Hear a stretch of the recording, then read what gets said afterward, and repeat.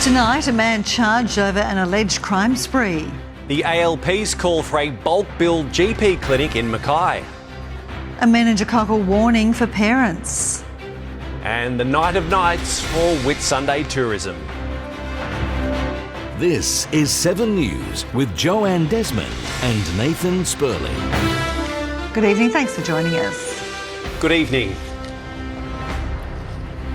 A 44-year-old Morani man remains in custody after going on an alleged arson and axe-wielding rampage through Serena. Raymond Thomas White has had his case adjourned until January 28 next year. Bryn Wakefield was in Mackay Magistrates Court. 44-year-old Raymond Thomas White faced court today on 14 charges. They include arson, 5 counts of assault occasioning bodily harm and 4 counts of willful damage to property. CCTV video from a Serena pub at 7 p.m. on Friday captured images of a man dressed in camouflage and carrying an axe. Police will allege around that time White set fire to a unit complex in the town. It's believed he then threatened multiple people with the axe before using the weapon to assault a man and break into a grocery and liquor store. White then fled the scene in a Nissan Navara utility. It's further alleged the Morani local assaulted another man a short time later while attempting to steal a car in Shalona. Police claim White later drove into a house in Rosella around 8 p.m. and struck a pedestrian before fleeing on foot. Officers located and arrested him shortly after with assistance from a dog squad. It will be alleged White was intoxicated for part of the crime spree. A brief of evidence is now being prepared by the prosecutors. Thanks very much for that, Bryn. Well, the Labor candidate for Mackay says she doesn't want locals choosing between paying rent or going to the doctor. The state government announced it will fund 50 new bulk billed clinics across Queensland if re-elected, and Belinda Hassan wants at least one in the region. Going to the doctor in Mackay is leaving locals with a big hole in their pocket. The gap is getting further and further apart. Our health system is really not keeping up with what we need. It is expensive, yeah. The Premier announced last week the state government would fund 50 new bulk billing clinics across the state. For people to go to in normal business hours for their general medical care. The locations are yet to be decided, and candidate for Mackay, Belinda Hassan, is calling for at least one here. And I want to make sure that people in this region are not choosing between paying their rent and going to the doctor. The $365 million pledge is aimed to help Queenslanders tackle rising costs. The Medicare rebate scheme just didn't keep up with those, with inflation and with the cost of living. And ease pressures on our healthcare system. Not accessing GPs in time is that your chronic health conditions only get worse. The LNP says locals will be paying more health taxes if Labor wins the election. Stephen Miles was the health minister, responsible for the start of the health crisis and saw huge ambulance ramping, the worst in the country, over 45%. People will be paying more Labor taxes if a Labor government's re-elected. Savannah Burke, 7 News. Parents are being advised to vaccinate their children against meningococcal after 2 cases of the highly contagious disease were reported in the region. Mackay Base Hospital says the cases aren't linked and both patients have taken antibiotics to prevent further transmission. Symptoms can include a fever, severe headache, vomiting and a red and purple spotted rash. 4 cases have been reported in the region this year, 3 more than in 2023. The country's tradie crisis is on a knife's edge as more young Australians find themselves unable to live on an apprentice's wage. New data has revealed the number of graduates from fee-free TAFE courses have dropped. 22-year-old Clay Stevens finished his concreting apprenticeship last year, but the rising cost of living made it incredibly tough. Well, it's a long 4 years to get a good pay at the end of the day, so when you're on minimum wage, there's always better jobs out there. For many young Australians, it's just not a wage they can afford to live on, and it's sending the tradie shortage into further chaos. You definitely need heaps of people to build houses around here, but I don't know if there will be enough, really. Despite the government's fee-free TAFE courses introduced last year, only 13% of those who enrolled have graduated.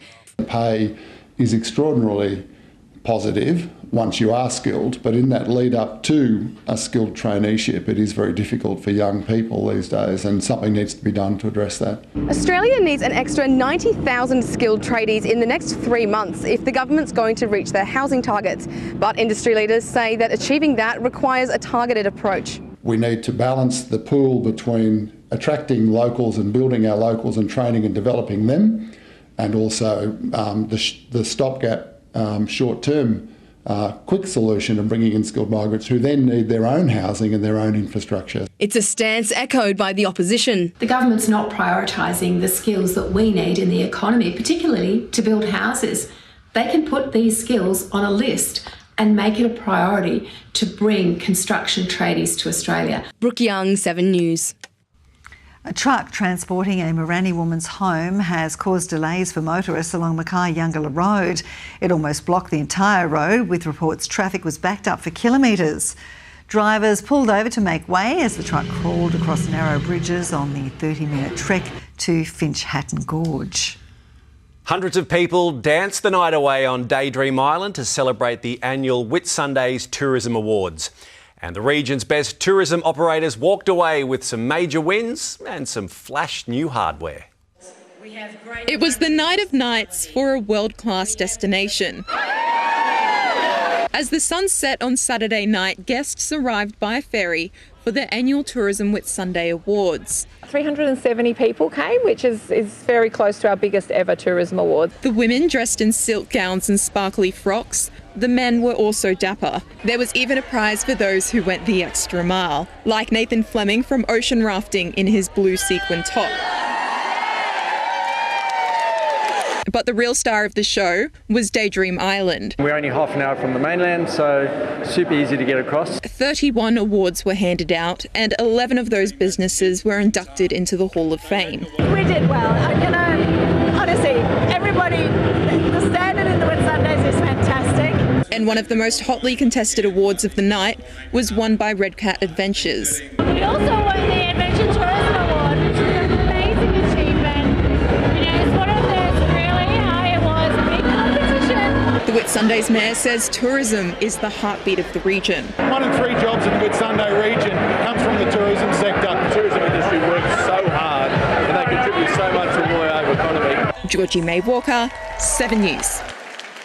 Well, Year 12 students have begun their final exams at schools across the state. Between now and November 15, more than 40,000 Queensland students will be put to the test, starting with English exams today. Experts are advising students to get plenty of sleep, to eat well and to stay hydrated. Final results will be available on December 11. Good luck to all of our students out there. Well, this is an annual arrival that people look forward to almost as much as Christmas. The first nest has been spotted on our beaches, signalling the start of turtle season. Dozens of volunteers walk the beach every morning looking for any sign of turtle activity. When I'm walking here in the morning, I'm looking for these, it almost look like tractor tracks, but it is turtle tracks, to see if anyone had come up during the night and if they had made a nest. And just last weekend, they were rewarded with the first nest of the season. Around mid-October, nesting starts in our region and it keeps going for several months. Then we keep a sharp eye on the nest for the next 45 days to when it's possible hatching time. Once nests are confirmed, they are then logged to track the turtles' progress. Last season, volunteers from Team Turtle CQ watched hundreds of hatchlings make it to the ocean. We actually had over 200, nearly 300 nests actually having hatchlings emerge successfully, so that was pretty good. But the odds are tough. Only 1 in 1,000 of those hatchlings will survive to maturity, so they're really up against it. Volunteers are hoping the shorelines will be bustling with turtle traffic this season. It's a great start to the day. It's also the time where you really have a chance to see if they have had nests during the night. Nadia Lord, 7 News. Yeah, fabulous to see them hatching, isn't it? Absolutely amazing, Joe. What a sight. All right, well, ahead tonight, Queensland scientists on the brink of a breakthrough to cure paralysis. And couples saying I do to help raise money for charity.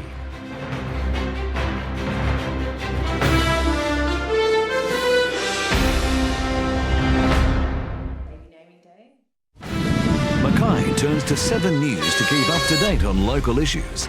And we want you to be part of it.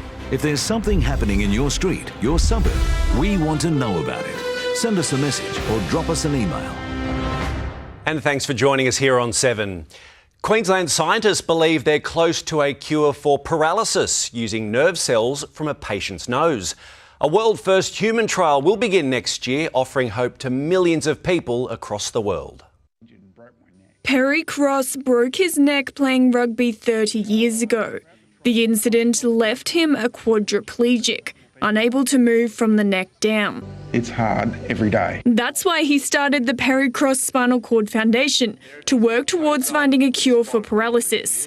And now it's involved in a world-first human trial at Griffith University. Researchers will take nerve cells from a patient's nose to create a nerve bridge. This will be surgically transplanted into the injury site of the spinal cord. Once implanted, the cells of the nerve bridge then integrate with the spinal cord and create an environment which promotes regeneration of the nerves. But it's not an immediate fix. The cells will take time to regenerate and heal. Patients will need to undergo physical rehabilitation with specialist providers. Before and after the surgery, the team works with the Advanced Design and Prototype Institute to create 3D printed models of each patient's spine. This will provide an exact replica on which surgeons can develop a personalised surgical approach for each patient. Anyone with a spinal cord injury who is interested in taking part can register online. Ultimately, the greatest hope is to give people their dignity back. Rebecca Jensen, 7 News. Astonishing research, isn't it?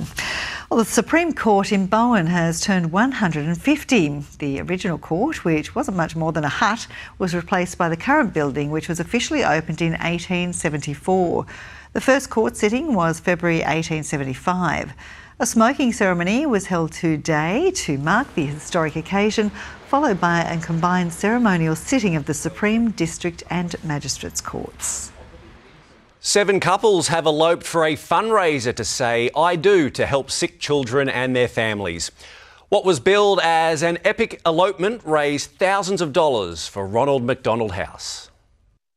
Bianca's son Johannes was born premature at 26 weeks in 2021. She and her husband stayed at Townsville's Ronald McDonald House for 14 weeks while their new baby got healthy. Bianca is a wedding celebrant and started the Epic Elopement fundraiser last year as a way to say thanks to the charity. It's a way that I found that I could give back. Couples get hair, makeup, photography and styling provided for their small donation. We asked all of the couples to pay a certain amount, so it was $1,750 this year, and it would have been, for all of that, what they got would have been well and truly over $2,500, $3,000. Pretty full on.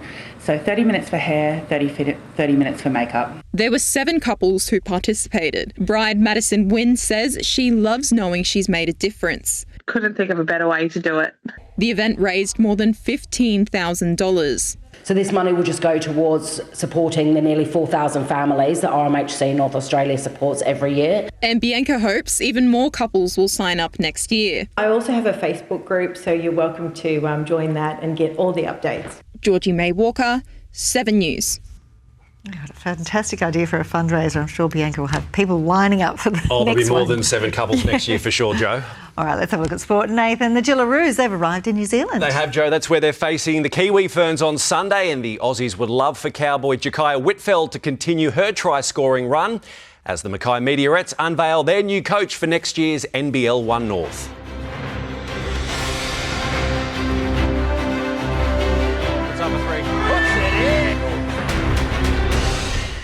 Stream 7 News anywhere, anytime, live and on demand on 7plus.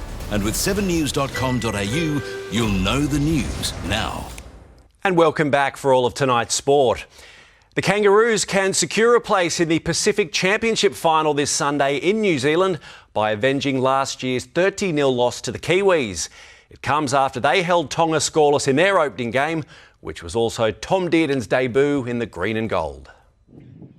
The Kangaroos are redemption ready. We are moving forward and, can't probably dwell on the past too much. And we get an opportunity sort of to rectify that this weekend. They held out Jason Tamalalo's Tonga 18-0 on Friday night. We got a lot of confidence out of that game, for us. And especially holding them to nil. But their toughest opponent is yet to come. The Kiwis imposed a record 30-0 defeat over the Kangaroos in last year's Pacific Cup decider. But this year is a new side with new halves, and Tom Dearden is already getting a rap from his teammates. I feel like they've both had cracky years at club level and origin level, and I felt like they had a really good test debut. If Australia win, New Zealand and Tonga would then have to fight it out for the other finals berth. Meanwhile, the Gillaroos have already jetted off to New Zealand, ready for their rumble with the Kiwi Ferns on Sunday. We're just going to, soak in all the atmosphere and all the energy that we can, and we're just going to use it as our motivation. They're still celebrating that staggering 84-0 victory over PNG Orchids in the opening round.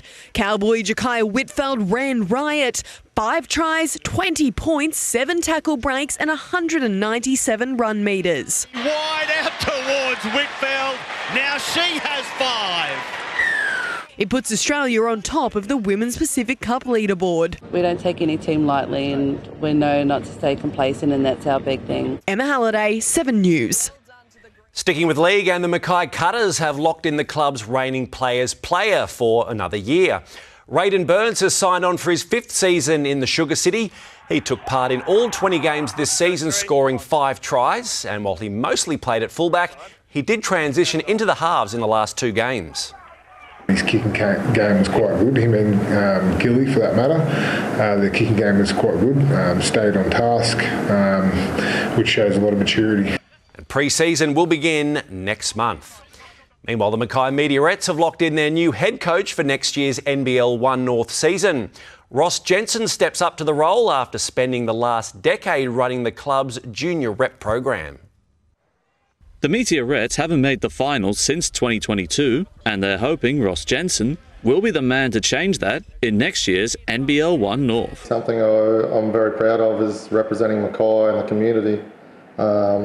Putting these kids in a position to be successful is always something I've strived to do. To us, it was a clear-cut decision to hand in the reins to leading the NBL 1 McDonald's Mackay Meteorettes for 2025, and we're really excited what he can achieve. Jensen's appointment follows a stint leading Mackay's junior representative program for the last 10 years. Every team he's been involved with has achieved success both as a team, and he's also promoted individual player development. One thing that Jensen wants to build on heading towards his first pre-season is strengthening the pathways to the top. I'm a defensive first minded coach, get up and go, always maximum effort, like we want to go, I don't want to have to coach effort. Connor Marcellus, 7 News. Can't wait to see how Ross goes in the job, Joe, and that's it for our sport tonight. Thanks for that, Nath. Stay with us after the break. Livio joins us with all the weather details.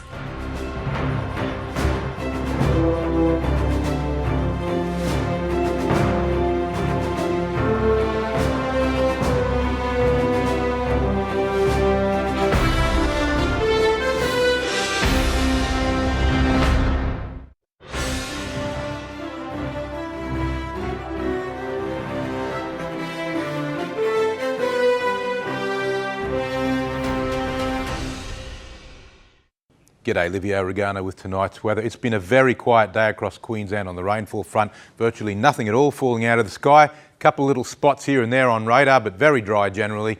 The main point of interest is the rising temperatures, which will occur later this week, affecting most of Queensland. Top temperatures today were mostly in the high 20s to low 30s, which is more or less average for the time of year. And overnight minimum temps were near normal as well. The highest top was 35 degrees at Claremont. Let's take a look at the satellite loop now. There are smudges of cloud here and there, but most of them unproductive. There was one storm over the Carnarvon Ranges, another little one around the Youngalla Range, and perhaps 1 or 2 tiny little echoes near Childers, and that's pretty much it for today. That's what you call isolated. So let's look at today's chart. We've got a low in the Tasman Sea, and that's squashed up against a high just over Tasmania. And those two systems together are making for quite a strong southerly wind as swell, just affecting southern areas like Golden Sunshine Coast. It quickly peters out as you go north. There's an inland trough as well. On tomorrow's chart, you can see that inland trough breaks off the coastal section. Isobars spread apart. Winds do start to drop generally, especially in the south. And once again, very isolated shower activity. To the latest now from BOM, the boating forecast for Mackay waters, northeast winds 10 to 15 knots tomorrow with seas under a metre.